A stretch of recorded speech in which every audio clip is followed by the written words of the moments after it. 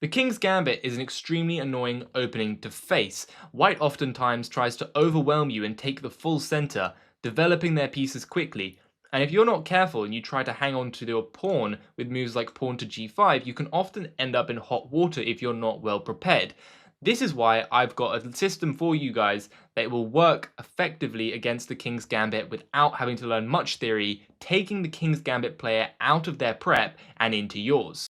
First things first, if white plays pawn to f4, initiating the King's Gambit, what you want to do is play pawn to d5, striking in the center back against the white center so that you don't get overrun by the white pawns.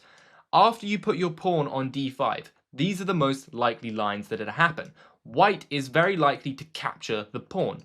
In this case, you will take on f4, and after white tries to develop their knight up to f3, what you want to do here is develop your knight to f6, attacking white's pawn in the center with your knight. You're not taking with the queen because then white would attack your queen with tempo. Instead, you're threatening to take with your knight.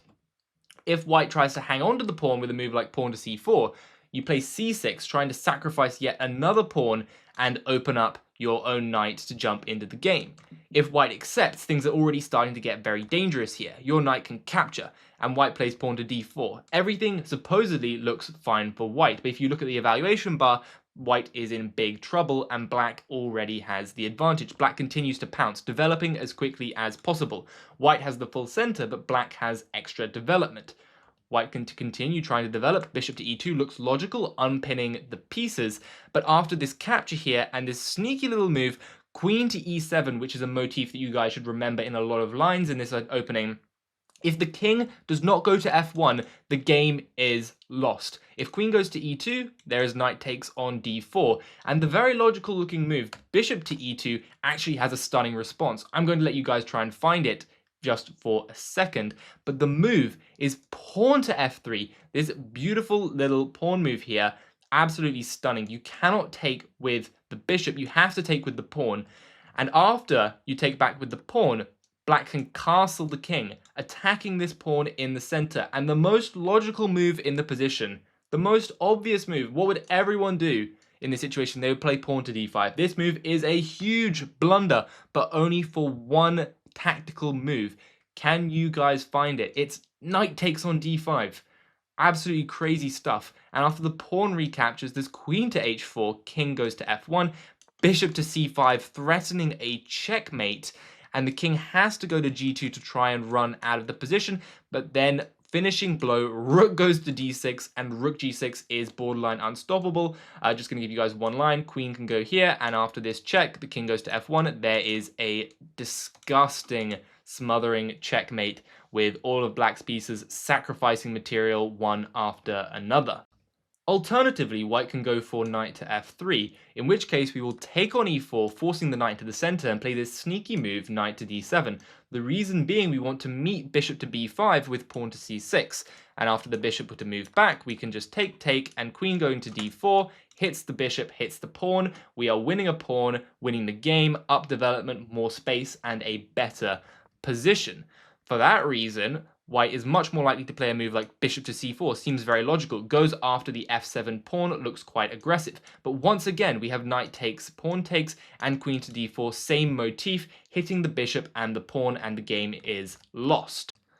Most likely, the white players will not go for bishop to b5, and they will try knight to c3, attacking this pawn on e4. But if you guys remember the motif that I talked about, queen to e7, it rears its head again, attacking the knight in the center. And most players, I've checked with the Lichess database, the majority of players are taking on d7, which is a big mistake, because after the bishop takes on d7, we're already ready to castle queenside. The bishop often goes out to c4, white just wants to castle kingside like it's nobody's business.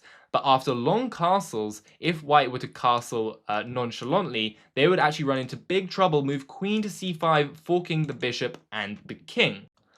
So that line is no bueno. They're going to probably try the move queen to e2 here after we castle the king long.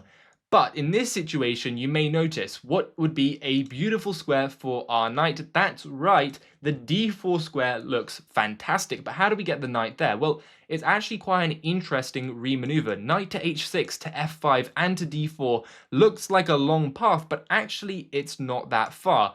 Knight to h6, castles, knight to f5, we're already getting in.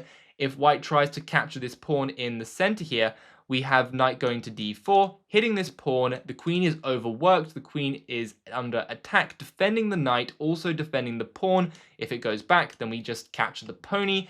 And if the queen tries to hold on with something like queen to e3, you run into a fork. This is big, big trouble for the white pieces. Underdeveloped, under attack, a weak pawn on f4, and nothing to play for. So is that it? The king's gambit refuted by pawn to d5? Well, not exactly. As with most openings, if white plays precisely, then it just results in an equal position. But at least that position will be quite pleasant for you guys. I'm going to show you the best line that white can respond with. Knight to f3, knight f6, and rather than playing the move pawn to c4 trying to hang on, bishop goes to c4 going for maximum development. We should take that pawn, and after the king were to castle here, we can just go bishop to e6, develop our knight to c6, and then either put the bishop here or here, and black has a very pleasant game. One last trick, if knight goes to c3, we can just capture that guy, and the bishop is under attack, so is the queen. If you capture this way, then we can exchange queens first and win the bishop. Although that is all unlikely to happen, most likely moves like queen to e2 if you're playing a skilled player. Knight can go to c6, and from here, we can just see some usual development. Pawn goes to d4, tries to collect this pawn. We'll play bishop e7 castles and have a very nice game.